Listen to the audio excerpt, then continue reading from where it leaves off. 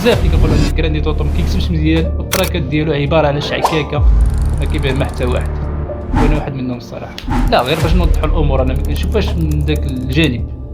بعض المرات الطوطو بغيمو يكونوا في التراكات ديالو افكار ولكن كيكونوش متناسقين مع بعضياتهم، وهذه عاديه جدا لانه كيلعب على دي ايت انترناسيونال. فميمكنش ان الواحد يعطيك شي ايت اللي واعر مفرقع في العالم كامل في نفس الوقت يعطيك واحد الحبكه في الموضوع وواحد الوحده ديال الموضوع. لا ميمكنش. عمو كتظهر لك تابعك اش سمعت السطر هذا قول لي شنو غادي تسمع. الروضة كون ماشي سيف كون راسي وحدها بلا عوضة. كون ماشي سيف كون راسي وحدها بلا عوضة. شنو كيقصد هنا يا طوط؟ ان المغرب اللي سيف زعما كون كان في شي دوله اخرى كان غادي يغتالوه. خلي طوطو هو اللي يجاوبنا على هذا التساؤل هذا.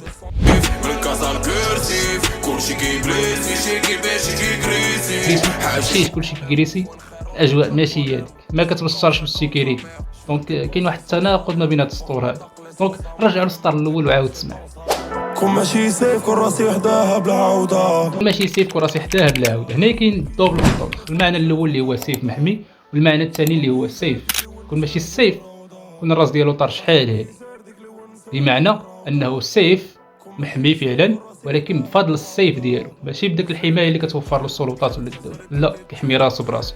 هنا كاين حتى الساركازم كيسخر من السيستيم والسيكوريتي، بمعنى انك الا ما كنتيش هاز السيف ديالو كتدافع على راسك ما تسناش ان الدوله توفر لك الحمايه.